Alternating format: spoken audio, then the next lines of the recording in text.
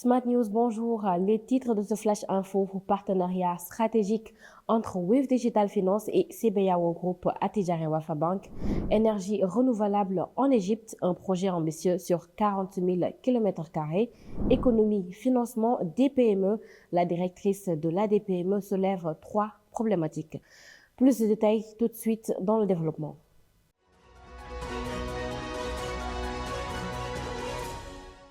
Chers téléspectateurs, bienvenue le 19 septembre 2024. Wave Digital Finance et CBAO Group Attijari Wafa Bank ont annoncé un partenariat stratégique révolutionnaire. Ce nouvel accord introduit les services Bank to Wallet et Wallet to Bank, permettant aux clients de CBAO de transférer facilement des fonds entre leurs comptes bancaires et leur portefeuille électronique Wave, simplifiant ainsi les transactions quotidiennes.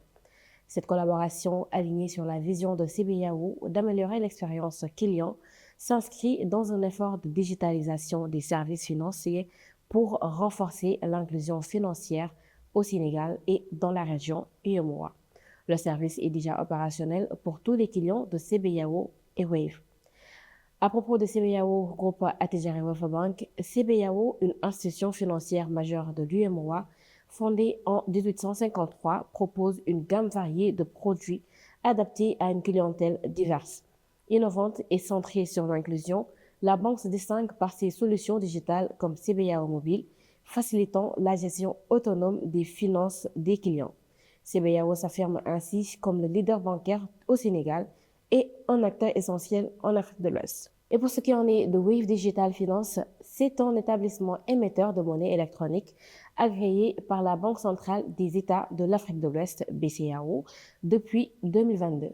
En tant que pionnier au Sénégal, Wave s'engage à développer des partenariats stratégiques dans la zone UEMOA pour promouvoir l'inclusion financière. Sa mission est de fournir des solutions digitales sécurisées, rapides et accessibles, facilitant ainsi l'accès aux services financiers pour tous. Le deuxième point de cette édition, le gouvernement égyptien projette de développer des initiatives d'énergie renouvelable sur une vaste superficie de 40 000 km². Parmi les projets phares figure une centrale solaire au centre de production de méthanol et d'ammoniac, projet Benban, ainsi que des extensions de Benban et de nouvelles installations dans la Nouvelle-Vallée. Pour faire le point sur l'avancement de ces projets, le Premier ministre Mostafa Madbouli a rencontré Nasser Fawzi, directeur du Centre national de planification de l'utilisation des terres.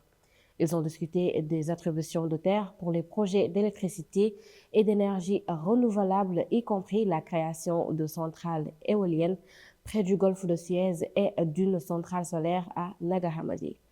Bien qu'aucun détail sur le financement de ces projets d'envergure n'ait été annoncé, des discussions avaient eu lieu en juillet avec la Banque européenne pour la reconstruction et le développement BEAD sur ce sujet. Par ailleurs, le ministre du Pétrole, Karim Badawi, a récemment ajusté l'objectif égyptien en matière d'énergie renouvelable à 40% d'ici 2040, tout en précisant que le gaz naturel demeure une composante essentielle du mix énergétique du pays. Troisième et dernier point, Marie-Rose Faye, la directrice générale de l'Agence de développement et d'encadrement des petites et moyennes entreprises ADPME, a pris part aux États généraux de l'industrie, du commerce et des PME-PMI. Lors de son intervention dans le panel dédié au financement et à l'accompagnement des PME, elle a évoqué trois problèmes majeurs rencontrés par ces dernières. Dans son diagnostic, elle a déclaré que l'inadéquation de l'offre de financement par rapport à leurs besoins réels, la nécessité de rationaliser l'offre de services avec un parcours intégré pour les PME afin de maximiser l'impact sur leur développement.